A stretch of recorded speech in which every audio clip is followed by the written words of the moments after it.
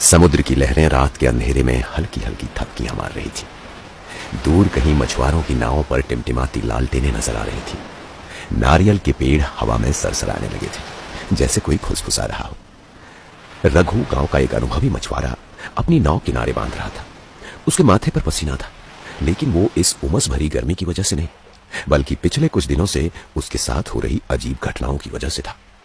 3 दिन पहले की ही तो बात थी। सुबह सुबह जब वो समुद्र में जाने को तैयार हो रहा था, तभी उसने अपनी नाव के पास एक नींबू देखा, जिस पर हल्दी कुमकुम लगा था। उसके आसपास कुछ राख भी बिखरी हुई थी। पहले तो उसने इसे नजरअंदाज किया, लेकिन फिर भी एक अजीब सा डर उसके मन में समा गया था। उसी दिन जब वो मछली पकड़कर लौटा, तो गांव का गजानन दौड़ता हुआ उसके पास आया। अरे रघु, गाड़ी चलाओ कर, तेरे बाप को कुछ हो गया है। रघु की सांसें अटक गईं। जब वो घर पहुंचा तो उसके पिता खाट पर बेसूध पड़े थे। वैद्य ने भी देख लिया, पर कुछ समझ में नहीं आया। अजीब बात है, ये अचानक से इतना बीमार कैसे हो सकते हैं?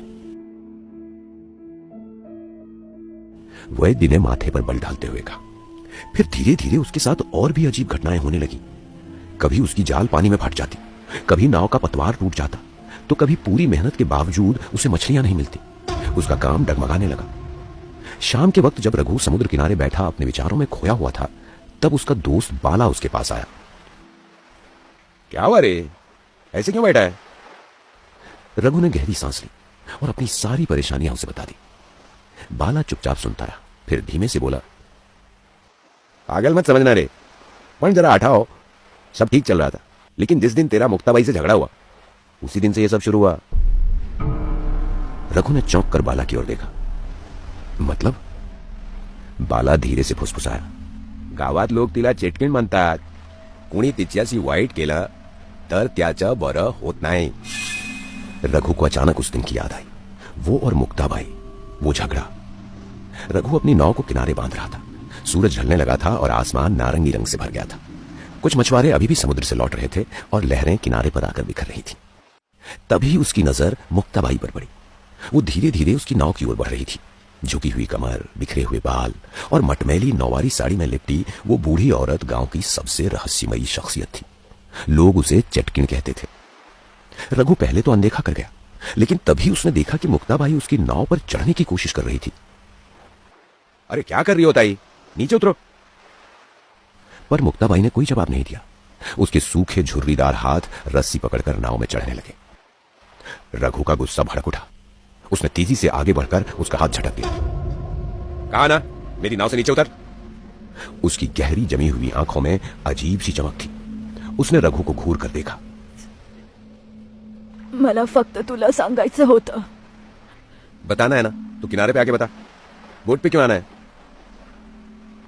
मुक्ताबाई ने गहरी सांस ली और धीरे धीरे बोली, समुद्र शांत नाहीये।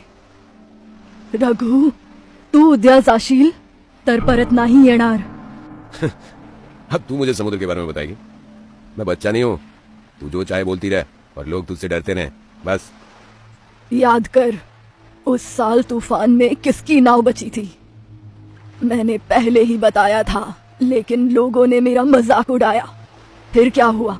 3 लोग गए समंदर में, फिर कभी वापस नहीं आए। रघु के चेहरे पर हल्का संदेह उभर आया, लेकिन जल्द ही वो गुस्से में बदल गया। बस, अब बहुत हुआ। तेरे श्राप और तेरी भविष्यवाणी। तू पागल औरत है। लोग तुझे चटकिन ऐसे ही नहीं कहते। चेटकिड़? मी चेटकिड़ है? अच्छा, देख फिर तेरी किस्मत में क्या लिखा है। मुक्ताबाई के चेहरे पर अपमान की लकीरें खिंचाई। उसके होंठ थरथराए।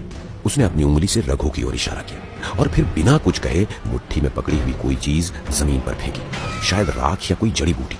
फिर वो धीरे धीरे गांव की गली में ओझल हो गई। रघु खड़ा रहा। उसकी पीठ पर पसीना उतर आया था। उसने गहरी सांस ली और सिर झटक कर बोला, पागल औरत है। मेरी किस्मत का फैसला समुद्र करेगा, कोई चटकिन नहीं।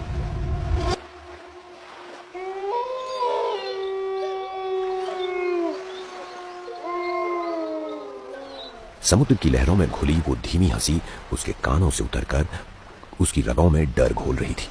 उसने झटके से अपने दोस्त बाला की ओर देखा। बाला, ये क्या हो रहा है? अब तो सच में लगने लगा है कि मुक्ताबाई इसके पीछे है। रघु, मुझे पता है ये पागलपन जैसा लग रहा है, लेकिन पूरा गांव उससे डरता है। हमें कुछ करना ही होगा। तो फिर क्या करें, किसके पास जाएं? बाला ने कुछ देर सोचा, फिर धीमे स्वर में बोला, हमें जंगल वाले बाबा के पास जाना चाहिए, वही हमारी मदद कर सकते हैं। रात के अंधेरे में दोनों अपने जलते हुए मशालों के साथ पास के जंगल की ओर बढ़े। कुछ देर भटकने के बाद उन्हें एक दिए की मध्यम रोशनी दिखी। पेड़ों से लटकते नींबू मिर्च और राख से पुती जमीन देखकर ही समझ आ गया कि ये वही बाबा का स्थान है। बाबा, आप हैं क्या? एक बूढ़ा बाबा आग के सामने बैठा था। उसकी आंखें बंद थीं और वो किसी गहरे ध्यान में लीन था। बाबा, हमें आपकी मदद चाहिए, हमारे गांव पर संकट आ गया है। बाबा ने आंखें खोली और उनकी ओर गहराई से देखा। बोलो, क्या हुआ है? रघु ने कांपते हुए मुक्ताबाई की सारी बातें बाबा को बताई। नींबू हल्दी, उसके पिता की बीमारी, काम का चौपट होना और वो अजीब हंसी जो अभी अभी उसने सुनी थी। बाबा ये सब सुनते हुए धीरे धीरे अग्नि में कुछ जड़ी बूटियां डालते रहे। कुछ ही पलों में आग भड़की और एक काला धुआं उठने लगा। बाबा ने आंखें बंद करके कोई मंत्र बुदबुदाया और फिर धीरे से कहा, वो औरत साधारण नहीं है, उसे तेरी मौत की आहट सुनाई दे रही है। तो बाबा, हमें क्या करना होगा? बाबा ने अग्नि को घूरते हुए जवाब दिया, पूर्णिमा की रात इसे जलाना होगा। यही तेरे गांव को श्राप देने वाली है, इसे खत्म करना ही होगा। रघु और बाला दोनों सदमे में आ गए। उसे जिंदा जलाना? उसे जिंदा जलाना? बाबा ने गहरी आवाज में कहा, अगर नहीं किया तो तू, तेरा बाप और पूरा गांव धीरे धीरे मर जाएगा। चुनाव तेरा है। रघु और बाला ने एक दूसरे को देखा। यह भयानक था, लेकिन अगर बाबा सच कह रहे थे तो यह गांव की भलाई के लिए था। पूर्णिमा की रात पूरा गांव चौपाल में इकट्ठा था। लोगों के चेहरे डरे हुए थे, लेकिन आंखों में आक्रोश था। बीच में एक मजबूत खंभा गाड़ दिया गया था और उसके साथ मुक्ताबाई को रस्सियों से बांध दिया गया था। वो शांत थी, उसकी आंखों में गुस्सा नहीं था, न ही डर। रघु उसके पास गया और चिल्लाया, तूने हमारे गांव को नरक बना दिया है, अब तेरा काला जादू यहां नहीं चलेगा। रघु ने मशाल ली और मुक्ताबाई को आग लगाया। आग के लपटों के बीच और चीखते चिल्लाते हुए मुक्ताबाई चिल्ला रही थी, मैंने किसी का क्या बिगाड़ा था? मैं बस अपनी दुनिया में जी रही थी। फिर भी तुमने मुझे चिटकिन कहा, मुझसे डरते रहे और अब मुझे जला रहे हो। अब ये मुक्ताबाई दिखाएगी असली चिटकिन क्या होती है।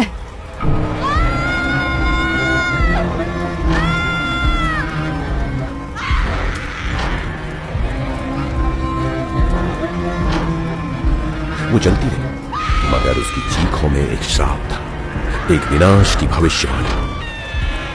सुन ले रघु, मैं तुझे श्राप देती हूँ।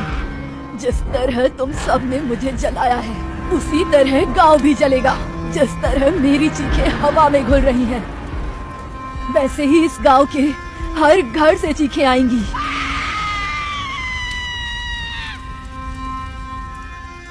दादाजी, दादाजी, क्या सच में ऐसे हुआ था?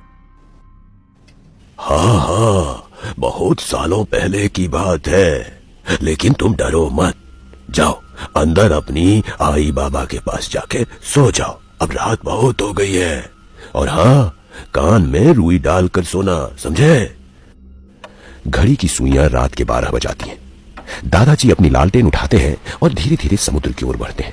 वहां पहले से कुछ लोग लालटेन लिए खड़े होते हैं। दादाजी वहां पहुंचते हैं और अपना कुर्ता उतारकर जमीन पर बैठ जाते हैं। रघु दादा, तैयार हो ना? हाँ। एक आदमी तेल के दिए से गर्म तेल निकालकर रघु की पीठ पर डालता है। रघु की जोरदार चीख पूरी समुद्री हवा में गूंज उठती है। रघु डरते हुए बाबा की ओर देखता है। बाबा, इसने तो मरते मरते श्राप दे दिया, अब हम क्या करेंगे? मुझे मरना नहीं है, कुछ कीजिए बाबा। बाबा गहरी सांस लेते हैं और आंखें बंद कर कुछ सोचने लगते हैं। इसने जो श्राप दिया है उसे पूरी तरह तोड़ा नहीं जा सकता, लेकिन मैं इसे मोड़ सकता हूं। रघु की आंखें भय से फैल जाती हैं। तुमने मुक्ताबाई को जलाया था, अब हर पूर्णिमा की रात तुम्हें और बाकी गांव वालों को समुद्र किनारे जाना होगा। वहां तुम्हें गरम तेल अपने शरीर पर डालना होगा और वही पीड़ा सहनी होगी जो मुक्ताबाई ने सही थी। अगर तुम ऐसा नहीं करोगे तो ये श्राप पूरी तरह जाग जाएगा और ये गांव सच में जल उठेगा। रघु कांप उठता है। उसके चारों ओर गांव वाले खड़े हैं, उनकी आंखों में डर है। मतलब हमें जिंदा रहने के लिए खुद को जलाना होगा? हाँ, और यही इस गांव को बचाने का एकमात्र तरीका है। समुद्र की लहरें जोर से टकराती हैं और हवा में किसी के ठहाके गूंज उठते हैं।